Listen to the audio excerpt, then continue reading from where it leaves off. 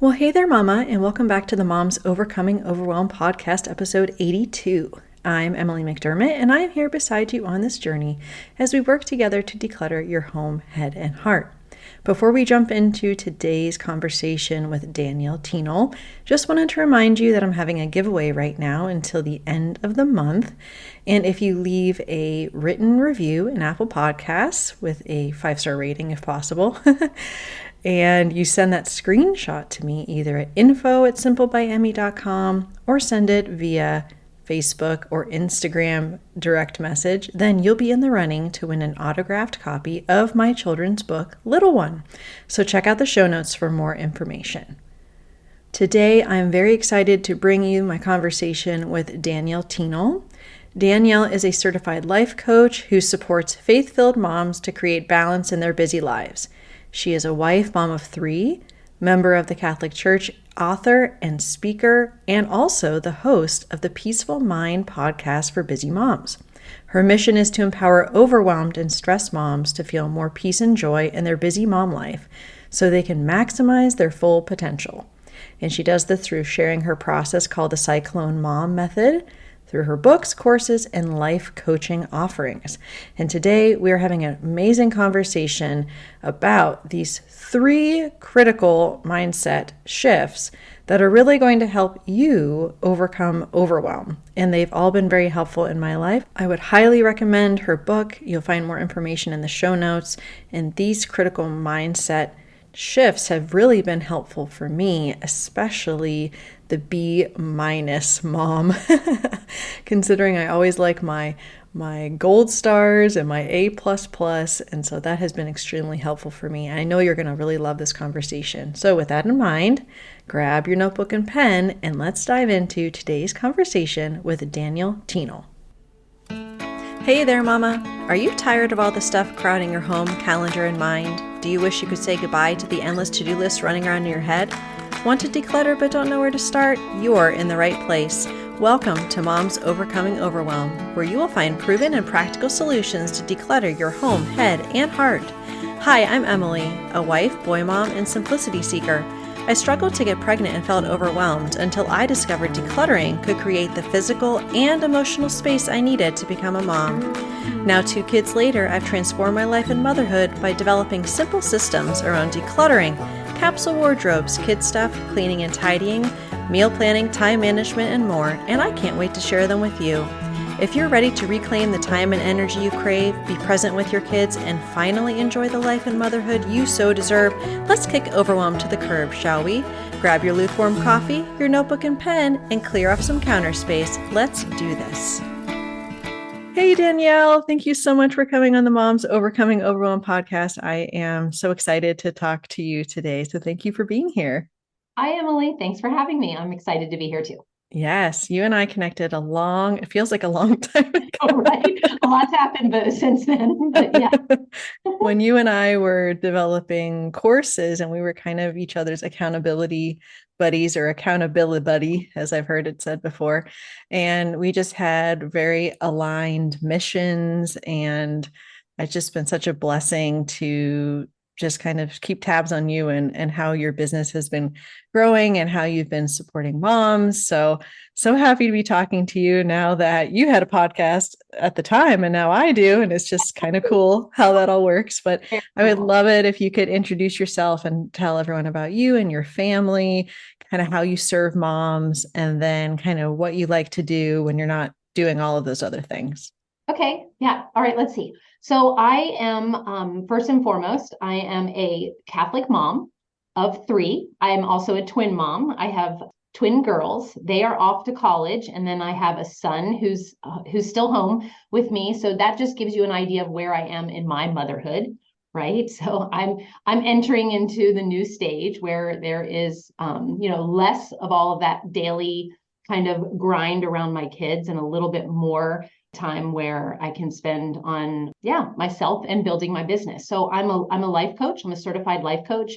And like you mentioned, I wanted to serve moms who were like me, overwhelmed, also had a faith aspect to their life. And I love to let's see, outside of work, because work doesn't feel like work to me. So I am working on that, right? Having more, but I'm naturally, which again, I think why you and I sync up too well, very well, is I naturally lean towards being organized, and I love anything organization. So give me open couple hours and I'm like, rearranging closets and things like that. But I've been married to my husband 23 years. And so we are now just like, trying to think about what life's going to be like when we're spending more time with each other. And I also am what you call that sandwich generation, where I've been taking care of my kids, but my parents live across the street from me and they are in their 80s and have recently even had some, health things we've had to deal with. So that's a big part of my time also outside is caring for them. So yeah, I'm that sandwich generation with kids and parents myself. Yeah. And I'm behind you a little bit, just from that aspect, because my parents are getting older. And I'm thinking, as the oldest, that someday I'm going to be kind of moving back close to them. Maybe not across the street, but we'll Yeah. see. Who knows? And yeah, Pat and I are coming up on 15 years of marriage. So we're Yeah. kind of a little bit behind you. But yeah, I think that also that sandwich generation kind of plays into the way that you got into this in the first place, Right. as far as, having that overwhelm in young motherhood. And I would love if you could kind of talk to us about that, kind of where you were at, what was going on in your mind. And we talk a lot, and you're going to be talking about kind of our thoughts and how that impacts our feelings and our actions. But having that general sense of overwhelm as a young mom, like what was going on and what was sort of your catalyst for making that change when you were feeling so overwhelmed? Yes, usually most of us who become life coaches, it's because of our own story, and that is the same for me, right? So if I go back several years before I knew, right, about taking control of my life and being like in charge of it, I was what you would call just being at the effect of what was all happening in my life. And so my current circumstances that was happening is that like I said, I was a mom of three, and they were in the age where it was like either top of elementary school and middle school. So that was like activities were abounding, right? I had competitive gymnasts. I had someone, who was in all of the science and robotics, yet she was also dancing every day. And then my son was in all the sports. And then I had a job outside of the home, and it was so part-time as well. And then there is, just taking care of the home. Like everyone can relate, all that has to go with, the tasks and the daily duties as a mom.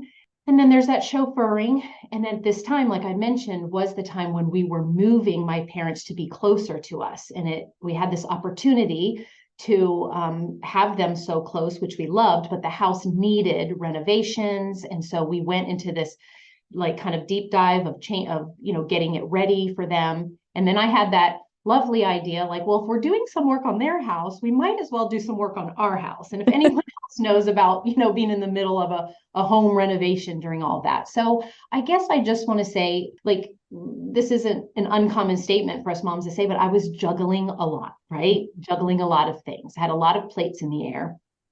And then as my own kind of personality, one of my traits that I totally used to own is that I am a perfectionist. And then now I tell you that I'm a recovering perfectionist. But I kept thinking that in all of these things, that I was either behind or not doing a good enough job, or that they were, like I was failing, because I just was so overwhelmed. And then I was stressed out and not showing up like the mom I wanted to be. Like I was rushing through evening books, like they're like, Mom, why are you reading so fast? Because I knew I had to get to that spreadsheet to work at night. And then I had a lot of angst with the contractors, and I just felt a lot of angst in my life around it, right? But I just didn't have the awareness. I had a lot of blame that if only my boss would stop like needing so much, then I wouldn't have to be like upset. If only the kids wouldn't have gotten where the practice is wrong and then I made them late, then I wouldn't have had to get upset with them. Again, if the contractors were just on time and weren't like, charging so much and all of that. So you can see what I can see now is just at the effect of everything and in blame and sort of like a victim mentality. But I didn't realize that then. I just wondered what was wrong with me. I'm like, I'm smart. I used to be on top of things. Why can't I figure this out? Why can't I get things to run smoothly? And then that's not even talking about like, was there any joy in my life? Was I having fun? Was I like seeing girlfriends and things like that? Like, I would say no, I was under a pile of it all. So my story, and just like the short version that I just want to say, is that I got physically sick. Okay. And this was before COVID times, right? But it was the flu, then morphed into bronchitis. So it actually had me in bed and not moving for about 2 weeks. And during this time, this is when the be still and know God just really, really came to light for me, because I couldn't even tell you the last time that I've had to be still and be with my own kind of thoughts. And I had one huge revolution, and that was that the world kept going, that actually without me, my kids were taken care of. Like my husband figured it out. My mom stepped in, right? And then like at work, they did what they had to do to get, I just had this resolution, I had the mentality before like that I had to do it all or had to do it right, or no one else could do it as good as me. And there was that perfectionist part of it. And because when you get still, I just had a different perspective on things. And then I just knew that I had to make a change. When I went back to work, this is when I was booting up my computer. I was waiting for the beautiful beach scene to pop up, because that's what I always look forward to. That was my happy place. And I had the spirit speak to me, and then the spirit said it was time to go home. Mm-hmm. And I had been wanting to do that anyway, just kind of my thoughts, like fear to all the thoughts I had of why I needed to keep that, job. So long story short, it was a big shift. I took that control. And when I came home, I started again, like starting to let go of that. It wasn't the contractors, but what did I want to choose? How did I want to think about this experience? Yeah. I started really focusing on myself. Okay. This is what I also help moms see, is that to be the better wife and mom and how you want to show up as a person, you can't do it from an overwhelmed, stress state of mind and emotional state. And that we must take care of ourselves first and foremost, because then we have so much more to give our family. And so I spent the next couple months doing that, connecting with myself, my faith. I spent dedicated some time in the morning to that. Now, again, moms might listen to this and you might be in a stage of motherhood where you might think like, I can't do that. Well, if you can't, but you can still try and find small pockets to make that happen, even though I had a more luxury place with a little bit older kids and things like that. But it was during that time that, over several months, I just saw the changes. I met with a life coach, had some really life-changing perspectives, and things just exponentially started just getting better and better and better, which led me to be looking up things about me becoming a life coach. And I really, which I did. And then now I really I focus on the moms that were just like me, right?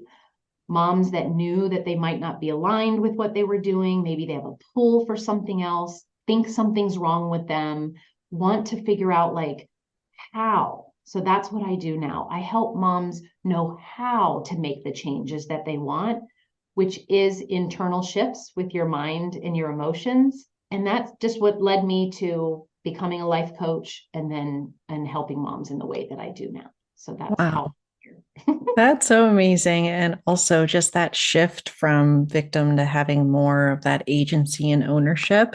Yeah. And I have done that thinking before, like, if only it were this way, things would be okay. If only this circumstance changed, then my life would be better. And thanks to you for a lot of it, I can stop myself and be like, okay, is that actually true? And being able to take that ownership over my thoughts.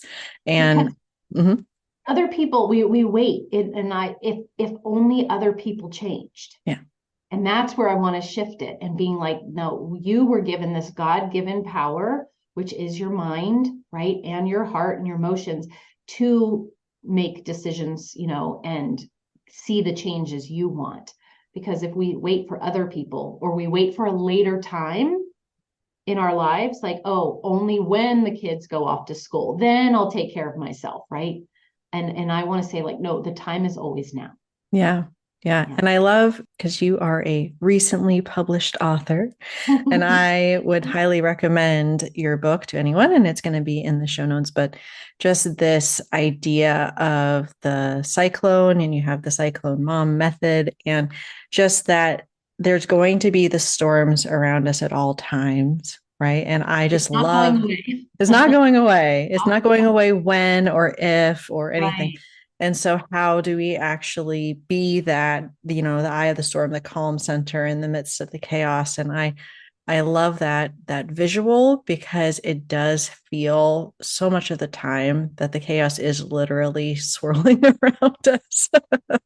I mean, I feel like that most days, especially between the hours of like 4 and 7 p.m. Yeah. after the kids come home from school. But in your book, you are covering a lot of ground, and I would highly again recommend that people go through it. I listened to the audio version, which would probably be good for our mamas who are used to listening to podcasts. But you talk about these 3 critical tools that you use to help moms overcome this overwhelm. And some of the perfectionism gets kind of tied in there, like the background, like you said, that you're a recovering perfectionist, which I am as well.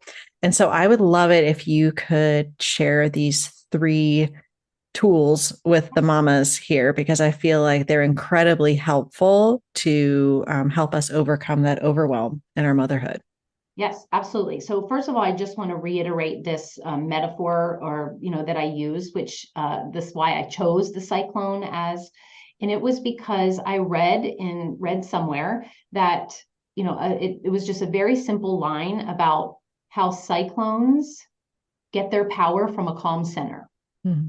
I mean, for them to actually move forward and live out what they were, that God created them to be, which is a storm, right? And for it to go across the water, it has to have a calm center. Mm-hmm. When I just read that phrase, I was like immediately assimilated that with moms. That for us to live out our God-given role here as a mom and to actually get unstuck, because that's what I find and help a lot of moms to get they feel stuck, so they can't move forward and they can't use what God created them to be without having that calm center. And I also feel like the way that my book is titled, that calm also means in control. Like we want to feel like, again, like not at the effect of our lives, but being in control of it and confident, like how do I want to move forward, kind of thing. So that's where the Cyclone mom method was born, because of that metaphor. And so, yes, one of the chapters in the book that talks about what I think are 3 critical tools to go for, or in order to have that calm center, include the tool called B minus. And as far as perfectionists, we all know that if you assimilate to this or you relate to it, we are the type of person that always wants to do things perfectly. And the way that we can look at it is like, we always want to go for, if we were getting a grade on it, someone would give us an A plus 100 or more, right? And that's where we feel successful, where we feel validated. And it was very helpful to me in a lot of ways in my life prior to motherhood. But motherhood itself and all that it entails is not a fit for someone who's going after an A all the time. So the tool is called B minus to help you think of doing things in a way as if you would get the grade of a B minus. And I know some people, if you are a perfectionist, will hear this and be like, oh, right? It's happening to me. Yeah, but this is why. Because notice how what I say, perfectionism isn't something that will exist in our time here on earth. Perfectionism will happen in eternity later, but we can see like it isn't an attainable goal. Okay. And so we would always be striving to hit it and never arriving. So then you're never going to be hitting your goals. And then also then you're going to feel bad about that. And then it's a cycle. But if you are mentally doing something, let's say cleaning the kitchen, and you want to give yourself a B minus, right? So it might mean that the sink isn't totally like, all shiny, or it might mean that the stove still has some like, egg left over from breakfast on it. But if it's B minus worthy, like maybe that the dishes are in the dishwasher, or the counter is just wiped down, right? What it does is it allows you to then move on to the next thing. So the B minus tool has helped me not stay stuck. It has helped me think it's good enough. And because B minus is about what, 70, 80, depending on what your schooling was, right? But what you will see is that you will have a lot of checked off boxes, mm-hmm. which then make you feel good, right? When that happens. But if you have to do everything perfectly, you're going to have less checked off boxes. And then could have negative self-criticism, berate yourself for not doing the things that you want to do. So I think it's critical if you want to be to get out of overwhelm and to really feel more calm, in control of your life, then B minus is a tool that I love to share. I love that because I've always been a gold star girl. And as far as like growing up, my parents were very performance oriented. And so that's where I was, okay, well, if I get the A's, then I get the praise. And then, that was really something I needed to change my conditioning on when I became a mom. But I love this because there's also a connection between perfectionism and procrastination. So if you feel like you can't do it perfectly, you don't want to do it at all, so you put it off. And I find that a lot with my clients with decluttering, but obviously you can go for anything else. So taking that, you can do the action and check off some of the boxes, having that B minus mentality, I absolutely love. So thank you for that permission slip.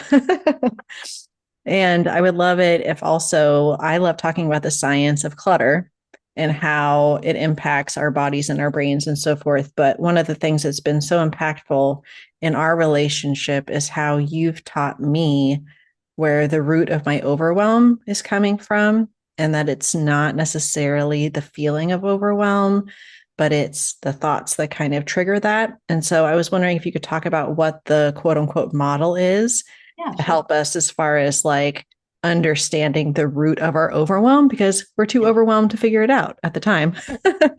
So the model is a tool that was developed by the founder of the Life Coach School, which is who I am certified through. And really, it's not something that is new to some people that are in like the cognitive world. It's been used before. She just packaged it in a way that I love, that it simplifies life for me. So what she has done is, we've seen that you can take everything that's going on in your life that we're overwhelmed by and actually put it into 5 categories. And we do this in order to get some semblance of, like, again, the word control over it all, instead of like, what's going on here? It's more like, oh, what's going on here? And so what it is it shows us that overwhelm actually what overwhelm is a feeling, and feeling is a vibration in our body. So when we say I'm such an overwhelmed mom, what usually people say is, oh, because I have so much to do and there's so much going on and I'm juggling a lot. And we're thinking that the reason why we're overwhelmed is because of that, is because of how many kids I have, what my boss is asking me, because I'm doing a home, renovation and things like that, whatever is going on in your life. So what this does is it helps you see that those are things outside of yourself, and they're impossible for them to create overwhelm. That there's something in between those two that is vital for you to see, is that it is your thoughts about all that you have going on in your life that is actually the reason that's creating your overwhelm. And then when we're overwhelmed, that then drives what we do. It either has us going, okay, this is too much, and we sit on the couch, right? And we go like numb out on an episode on Netflix or something like that. Or if you're not feeling overwhelmed, right? If you're feeling like, okay, I'm going to, or like if you're feeling motivated, that's going to drive you to go into actions. But really, overwhelm is what keeps us doing nothing and stuck and kind of spinning around. So in order to get different results you want as a mom in overwhelm, it's not about jumping into action first, because it's about where that overwhelm is truly coming from. And so that's what that tool helps us see, because then when we can take a look at what we're currently thinking, if we can make any kind of shift or pivot, or then that is what's going to help us get out of the overwhelm, not getting the laundry done or getting the right planner or anything like that. So that's what that is about. I love that, because a lot of times when I feel overwhelmed, I'm just kind of like feeling like, I gotta like do something. Or if only like I had put everything in my planner this week, then I would, not be feeling overwhelmed. So that's been incredibly helpful for me. I want to go over the last tool, because this is another thing that's been really helpful, again, from a perfectionism, but then also just kind of like mom culture and what we think we're supposed to be feeling all the time, that is supposed to be unicorns and rainbows. So can you tell us about what the 50-50 model is, please? So the 50-50 is the tool that is another tool. I want to say this one is a game changer, but really they all are a game changer, right? But this is what 50-50 helps us get rid of this notion that that the goal is to be happy all the time. The goal is to feel good all the time. Okay. And that is, again, like perfectionism and getting things perfect. It's elusive. So you will always be in this pursuit of being happy or being in a place that feels good. It's just not happening. This is a fallen world. Okay. And again, that joy all the time will happen at a later date. But here on earth, this earth experience, we want to lean into that it is going to be 50% positive and 50% negative. And that's a good thing, right? Because what it does is it shows you, first of all, we're not all robots, right? And second of all, it shows that there are things that happen in our life, like people, passing away or getting diagnosed or something like that, that we want to be sad about, right?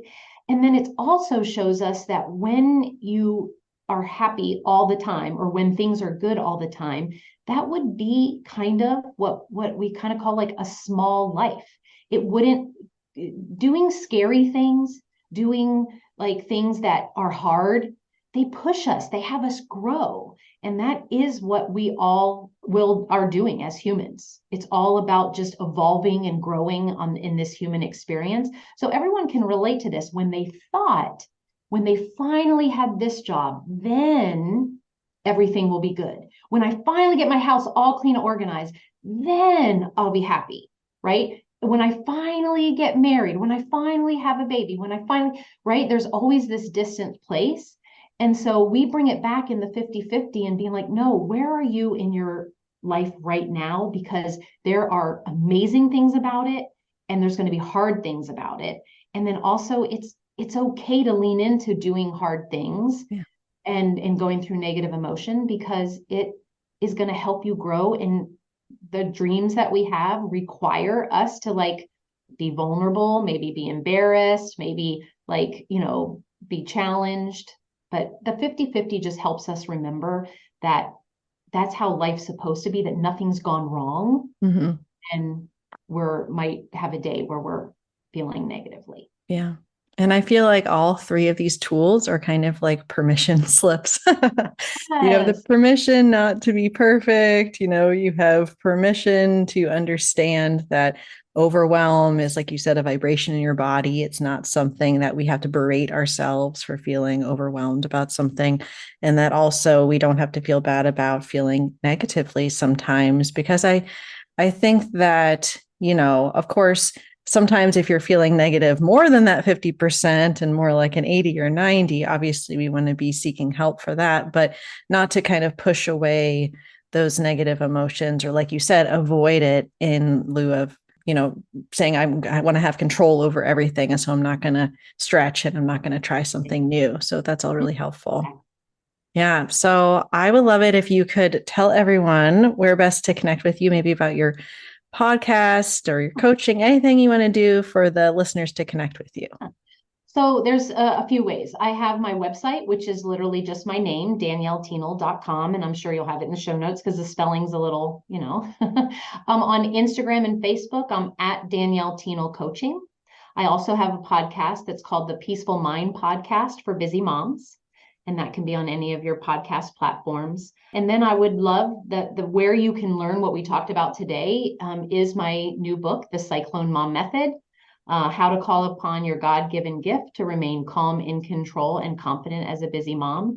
And when you get the digital version of that book, you also get the bonus audio, which again, most podcast listeners and busy moms, we love that, and a bonus workbook as well. Yeah. So yeah, that's how you can get in touch with me. Wonderful. And I will link to all that in the show notes. But thank you so much, Danielle. This was so helpful for me. Your book is amazing. It's very affordable and it's life-changing. And I just want to thank you for everything that you're doing for moms and for being on the show.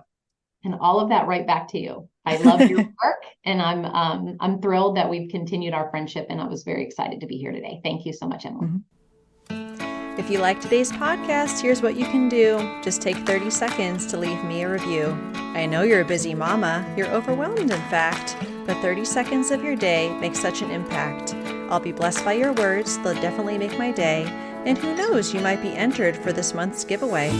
In Apple Podcasts, scroll down to write a review. Thanks so much for your time. I'm so grateful for you.